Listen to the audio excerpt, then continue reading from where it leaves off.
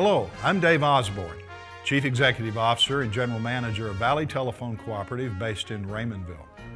I invite you to join me as I guide you on a tour of our communities throughout South Texas.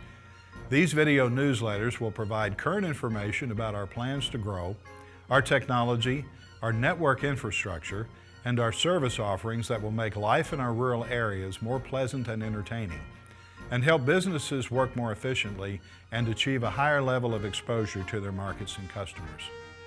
Ready? Here we go with this issue. I would like to speak about some recent changes that have a large impact on our cooperative.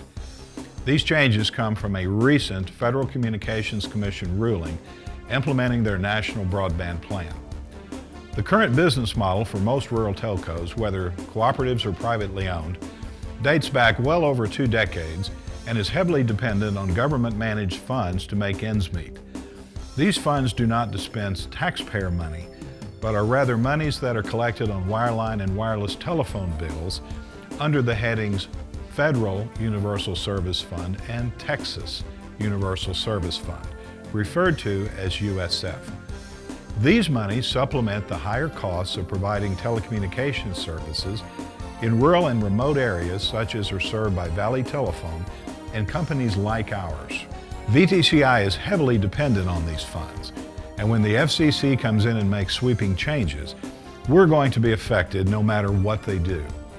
We stand to lose what could be millions of dollars due to this ruling, and it is important to make you aware of what we have done to offset this potential loss of revenue. First, VTCI is at an advantage here because our board of directors and management saw this trend coming as far back as 2005 and have, since that time, poured time, effort, and money into building up our unregulated businesses to bring in new revenues that would offset losses from USF. Our goal has been to build businesses in denser, more cost-effective geographic areas, wherein most of the revenues can come from customers, not sources like USF, which we cannot control, project, forecast, or stimulate. This is why we've built up VTX Communications with its wireless internet and transport business, along with VTX Telecom with its voice internet video services offered in selected Verizon exchanges throughout South Texas. Our big award from the Department of Agriculture has been to build up VTX Telecom more quickly than planned, as well as our award from the Department of Commerce, which was to build up our fiber transport business more quickly than planned. When we lose revenue in one pocket, we're planning to build and make up for the lost revenues from our other pockets. We have a couple of challenging years ahead of us, first in understanding the full impacts and then adjusting to whatever the FCC dishes out.